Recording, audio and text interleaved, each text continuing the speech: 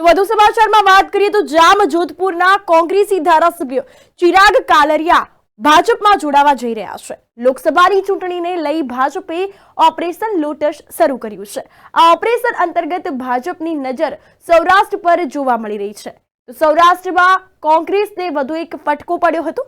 જામનગર જિલ્લાના જામજોધપુર વિધાનસભા બેઠકના પૂર્વ ધારાસભ્ય ચિરાગ કાલરિયા ફરી એકવાર ચર્ચામાં આવ્યા હતા। તેઓ કોંગ્રેસને રામ રામ કરી ભાજપમાં જોડાવા માટે કમલમ ખાતે પહોંચ્યા છે। તો કમલમ ખાતે શાનદાર પ્રોગ્રામ યોજાઈ રહ્યો છે અને જામજોધપુરના પૂર્વ ધારાસભ્ય ચિરાગ કાલરિયા વિધિવત રીતે ભાજપમાં જોડાવા જઈ રહ્યા છે। ત્યારે ચિરાગ કાલરિયાએ ન્યૂઝ ફોર ઇન્ડિયા સાથે એક્સક્લુઝિવ વાતચીત કરી। ચિરાગભાઈ, ભાજપમાં પ્રવેશ કરો છો, લાગે છે કે વન નેશન વન પાર્ટી તરફ ભારતીય જનતા પાર્ટી આગળ વધી રહ્યો છે?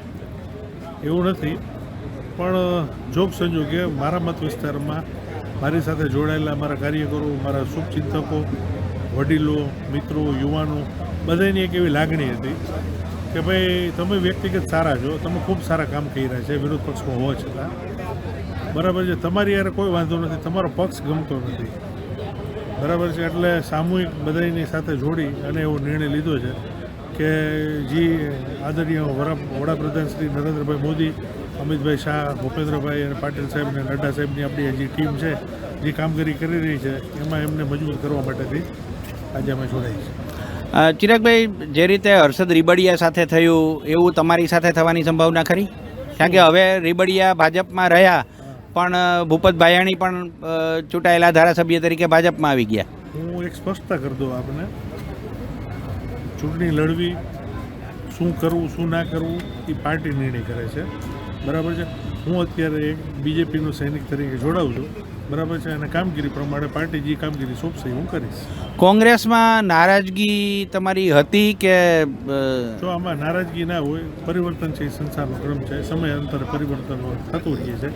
મેં તમને કીધું મારા વિસ્તારના લોકોને, મારા કાર્યકરો અને મારા લાગણી અને મારા શુભચિંતકો છે બધાની એવી એક લાગણી હતી, બરાબર છે, એટલે આ એક સામૂહિક નિર્ણય છે, બધાને સાથે લઈને હું ચાલવાવાળો માણસ છું, એટલે આ નિર્ણય લીધો છે। આજે હવે કોંગ્રેસમાં 14 રહ્યા, તમારે કોઈ સાથે વાત થઈ છે 8-10 જણા સાથે કે એ લોકો ક્યારે તમારી સાથે? બધા બધી થતી હોય, બરાબર છે, એટલે એ એમની અંગત બાબત છે અને એમનો અંગત નિર્ણય છે, એનો હું આપને તો કંઈ કહી ન શકું। છતાં પણ મોઢવાડિયા, એમાં હું લલિત વસોયા બાબતે કોઈ જાતની ટિપ્પણી ના કરી શકું, અને એ એમની બાબત છે, એ લોકો એની સ્પષ્ટતા છે, એ લોકો જ કરશે। તમે ભાજપમાં આવશો ટિકિટ લઈને ફરીથી ભાજપના ધારાસભ્ય તરીકે જામજોધપુર? કીધું કે હું ભાજપના સૈનિક તરીકે, આજે ભાજપના કાર્યકર તરીકે જોડાઉં છું, પાર્ટી જે આદેશ આપશે એ કરવા હું બંધાયેલો છું।